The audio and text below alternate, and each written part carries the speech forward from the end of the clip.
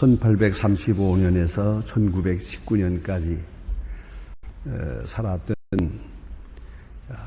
큰 사업가요, 또는 사상가이기도 하고 시상가이기도 하고 또 지도자였던 강철왕 안드루 카네기를 여러분이 아실 겁니다.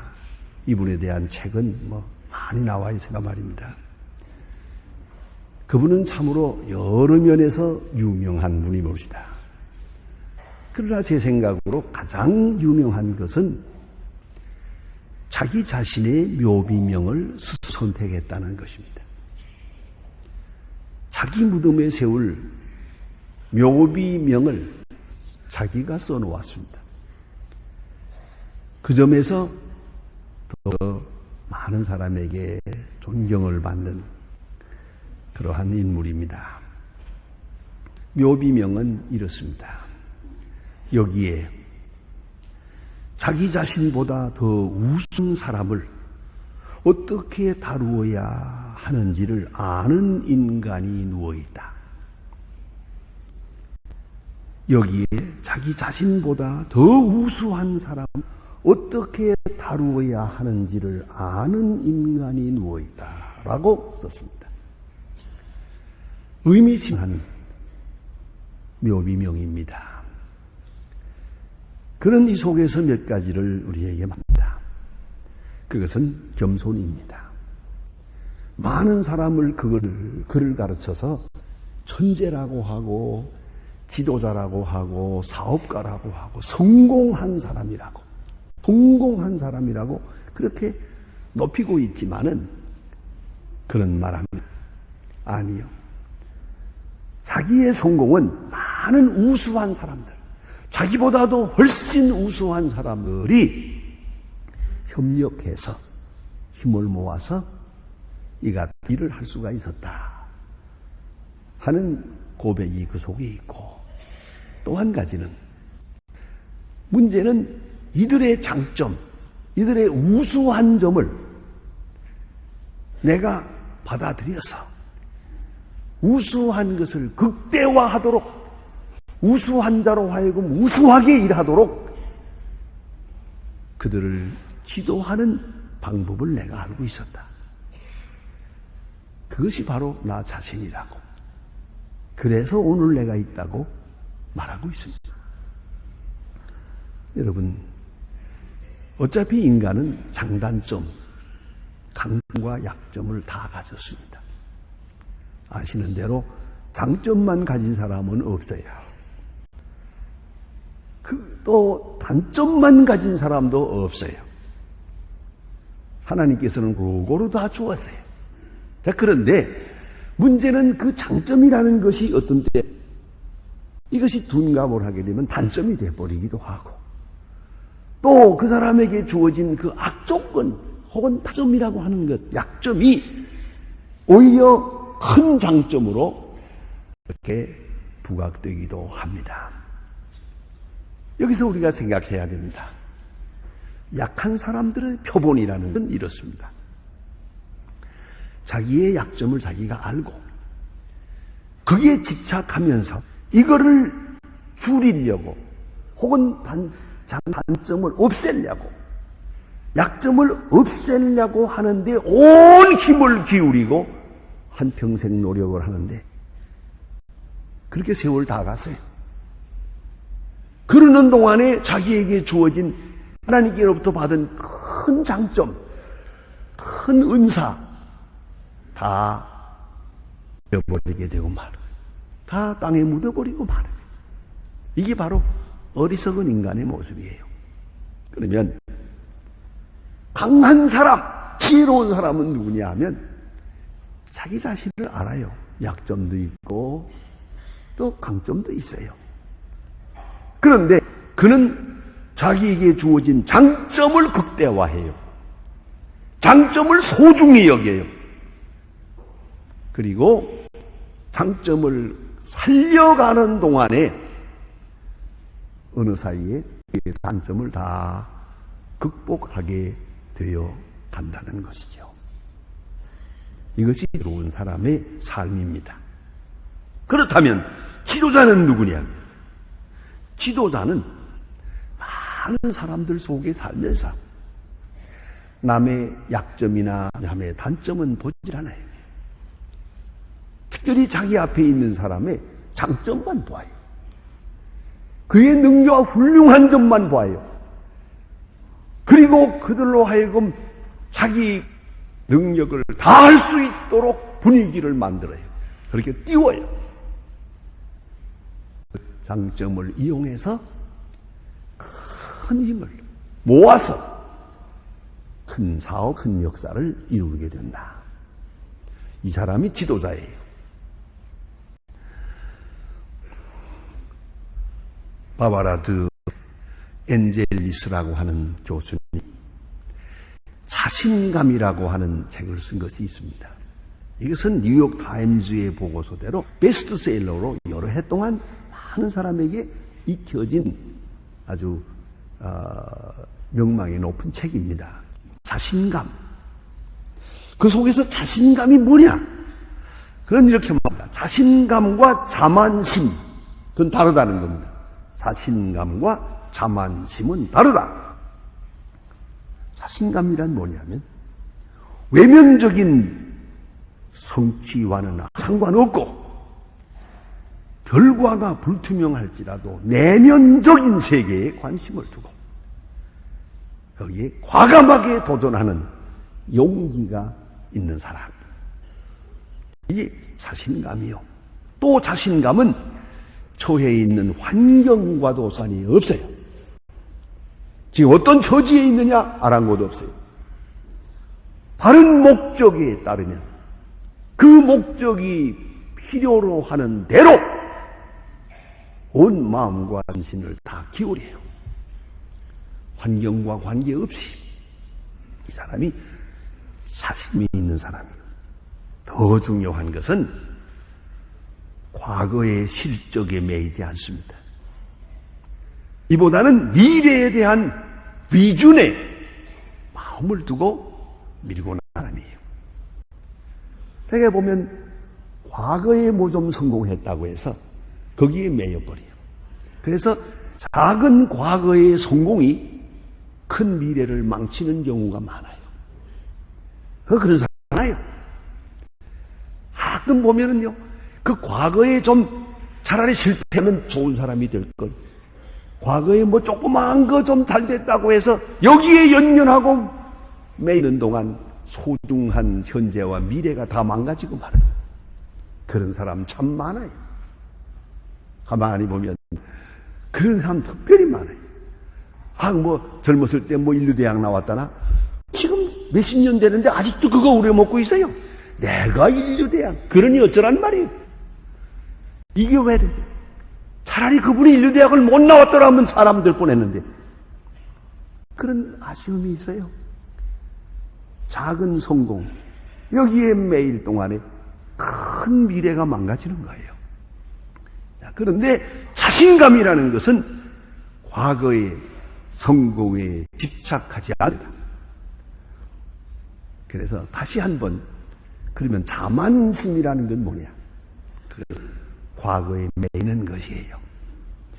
환경의 호전이라고 하는 환경에 의해서 스스로 자신감을 가지려고 하는 것이, 이게 바로 자만심이요.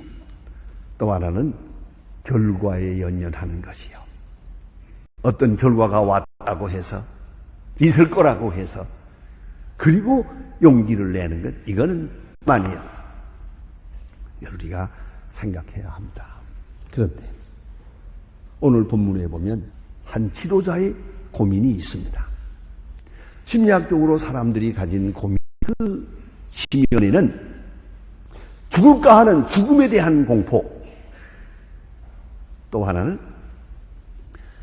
죄책감이 옵니다. 많은 잘못한 것들이 항상 그 양심을 짓누르고 있어요.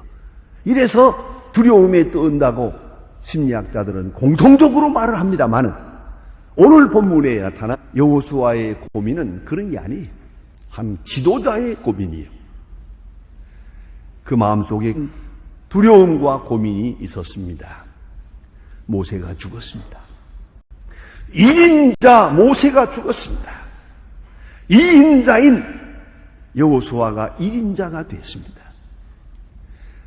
1인자인 모세만 의지하고 그에게 순종하며 충성을 다하던 여호수아가 모세 없는 가운데서 이스라엘을 인도해야 될 무거운 책임을 졌습니다.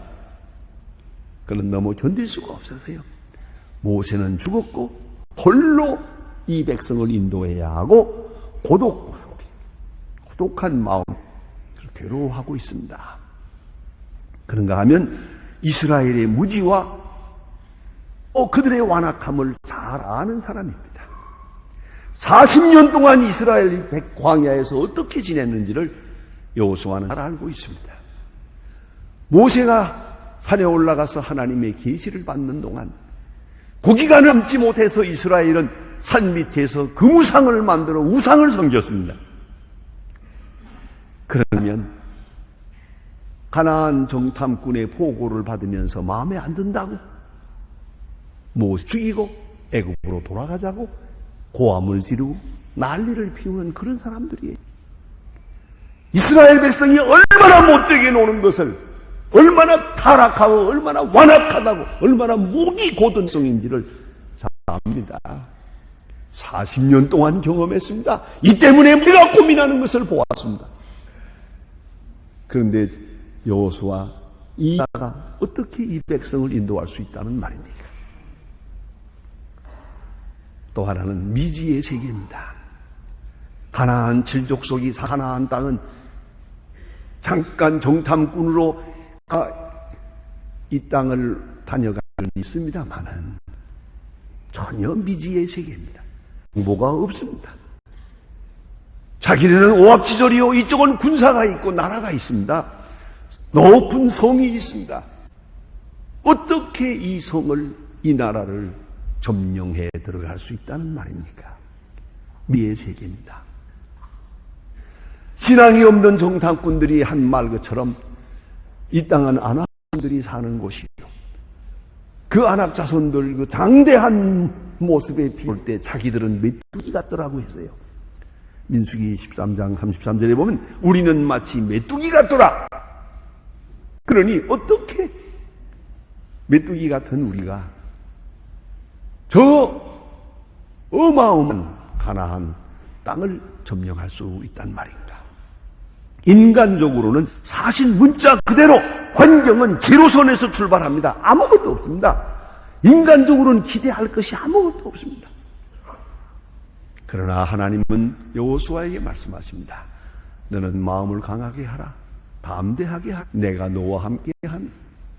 특별히 오늘 본문 가운데 보면 이 땅을 너희에게 주었노니 과거사입니다. 이미 주었다. 가서 차지해라. 하나님 말씀입니다. 여기에 무슨 증거가 있습니까? 이 땅을 너와 내 후손에게 주다. 아브라함에게 주었다. 가서 차지해라. 하나님의 말씀을 믿고 가야 하는 여호수아는 답답하기만 합니다. 그런가 하면 이 지경이 다 너의 이 되리라. 너를 당할 자가 없으리라. 내가 너와 함이니라. 가라고 재촉하십니다. 이제 하나님만 믿고 이스라엘군을 이끌고 요단강을 건너가야 했습니다. 여러분 생각해 보세요. 두려워 말라.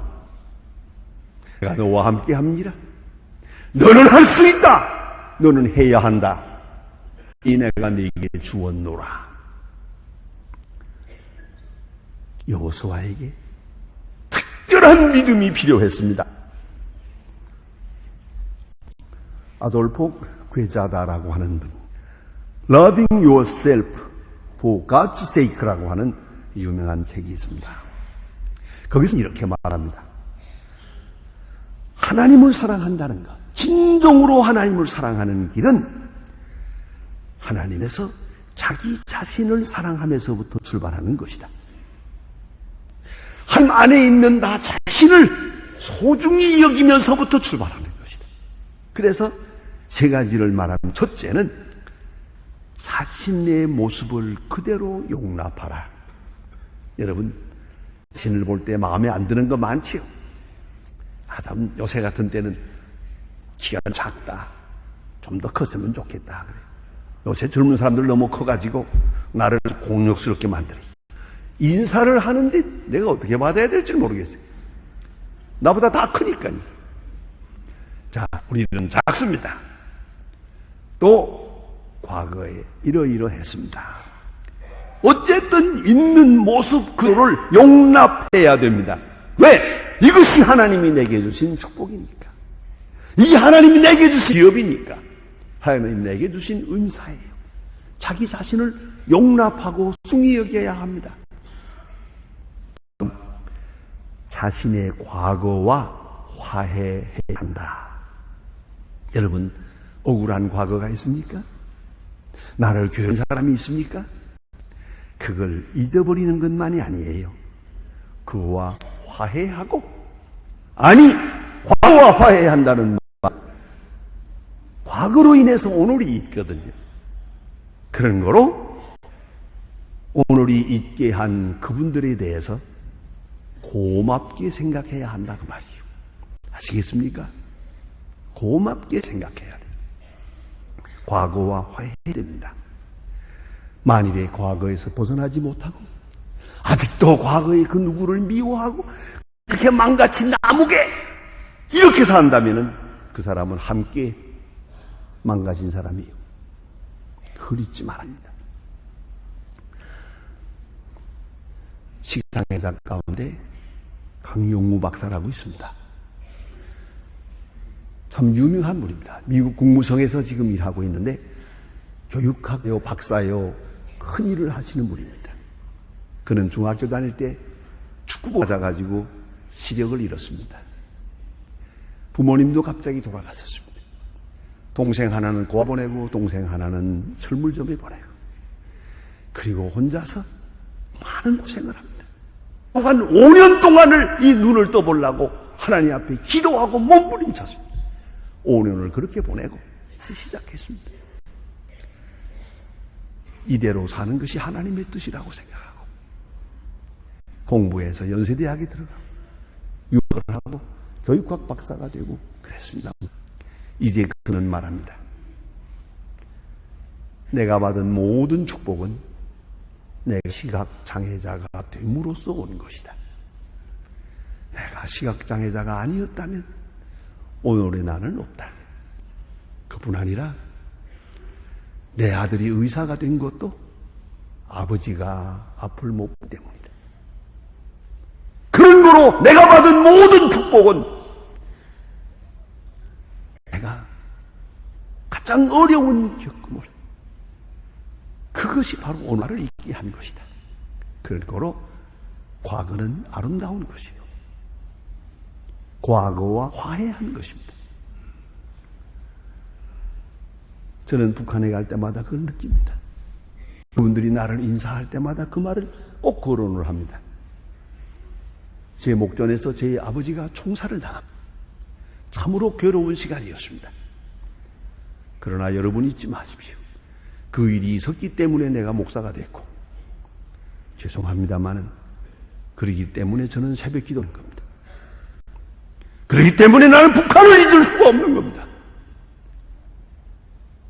가장 처절한 경험이지만 이 아주 소중한 것입니다. 이걸 잊지 말아야 합니다.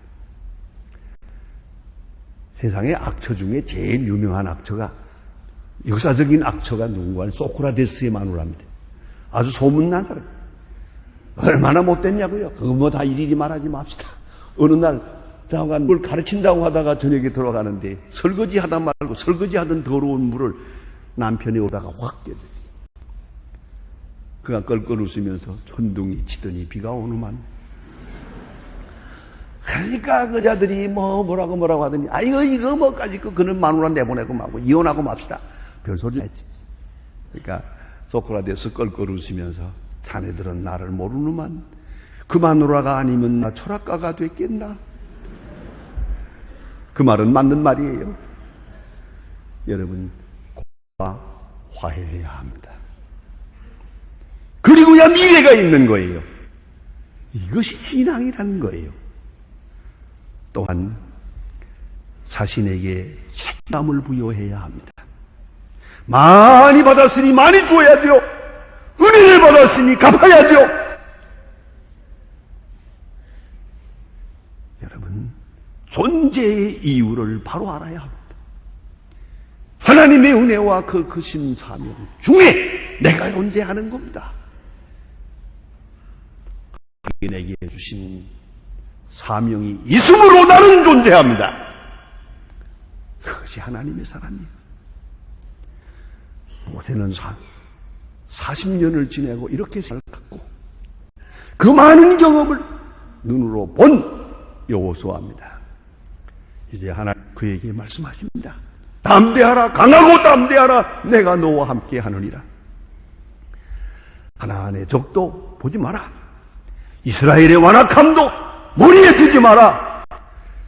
다만 나를 보라. 내가 네게 명한 것을 지켜라. 모세를 통해 말한 바 율법을 지켜라.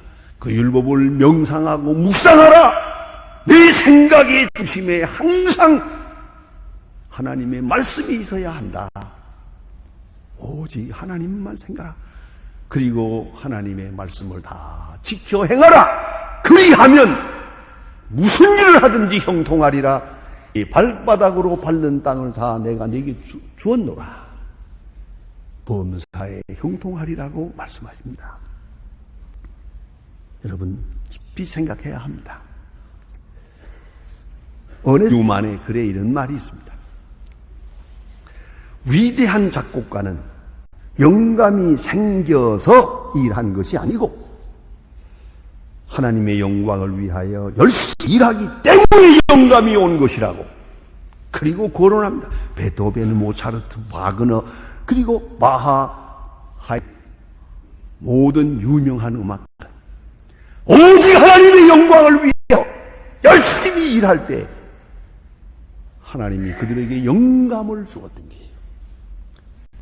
영감을 기다려서 영감을 얻은 게 아니에요. 우리는 때때로 성 충만하기를 기다리다가 세월 다 갔어요.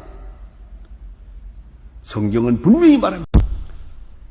너희가 공회에 끌려갈 때 그냥 끌려가라. 죽을 각오를 하고 가서 공회에 서면 예수님 말씀이 내가 무슨 말 할 것인가를 현장에서 일러주리라. 이것이 충만함입니다. 여호수아에게 말씀하자. 가라고. 그러면 내가 함께 할 것이라고. 요단강 건너가라. 내가 너와 함께 할 것이니라. 강하고 담대하라. 하나님의 말씀을 지켜라. 그를 사랑하라. 그리고 용기를 내라. 내가 네게 능력으로 함께 할 것이니라. 기도하십시다.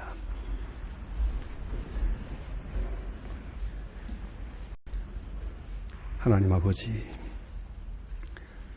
우리의 믿음 없는 것을 용서해 주시옵소서. 우리는 어두운 과거에 매이기도 하고 불확실한 미래를 보며 떨면서 찾아들고 있습니다. 여호수아에게 하시던 그 귀한 말씀을 우리가 분명히 듣고 마음으로 담대하고 강하고 새로운 길을 얻어서 주님께로 향하고 주의 말씀을 따라 순종하는 중에 약속의 땅을 차지하는 위대한 여호수아의 뒤를 따라 사람으로서의 본분을 다하게 도와주시옵소서. 강하고 담대하여 이제는 능력의 사람이 되게 하옵소서. 예수님의 이름으로 기도합니다. 아멘.